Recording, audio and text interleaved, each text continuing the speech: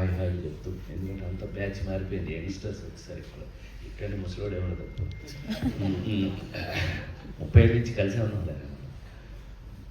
ఇవాళ యాక్చువల్గా భలే అవకాశం దొరికింది. నా స్వామి రంగ ఇంత కాలానికి మా స్వామి దొరికాడు. ఈయన స్వామి స్వామి అని పిలిచేవాళ్ళం. ఫ్లాష్ బ్యాక్లు ఏం గుర్తులేవా? సినిమా ఇండస్ట్రీలో అనేక మంది హీరోలు అవ్వడానికి అద్భుతమైన కేవలం మ్యూజిక్తో పెద్ద పెద్ద హీరో రజనీకాంత్, కమల్ హాసన్, రాజేంద్ర సిద్ధార్థ ఎవడైనా అందరినీ హీరోలు చేసి పారేసింది ఆయన. జస్ట్ మ్యూజిక్తో. గుర్తులేదా?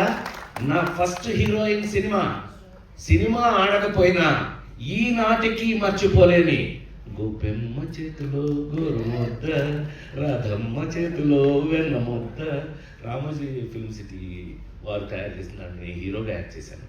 కానీ ఆ పాటలు అజరామరం. సరే, ఆయన కోపం వచ్చింది, ఏంట్రా నేను ఇంత కష్టపడి చేస్తే ఈ సినిమా సరిగ్గా ఆడలేదంటారా? నెక్స్ట్ ఏం సినిమా చేశాను చెప్పండి, దమ్ముండే చెప్పండి.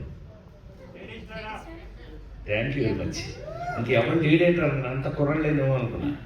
Ladies tailor. నా జన్మలో ఈ రోజున వారి ముందు చెప్తున్నాను, నేను నాకు అవకాశం దొరికింది అందుకని చెప్తున్నాను. ఈ అవకాశం ఆయనతో రాదు నాకు ఎప్పుడు. కానీ వాళ్ళు చెప్తున్నాను, సార్ ప్రేమించు పెళ్ళాడు సినిమా తర్వాత ఆత్మహత్య చేసుకుందాం అనుకున్నాను నేను.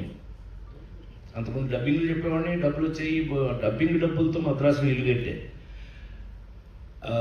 యాక్టింగ్ ఆ సినిమా అంతగా ఆడకపోవడం వల్ల హీరో అయ్యి ఏమీ కాలేకపోయింది. అంటే డూ ఆర్ డై.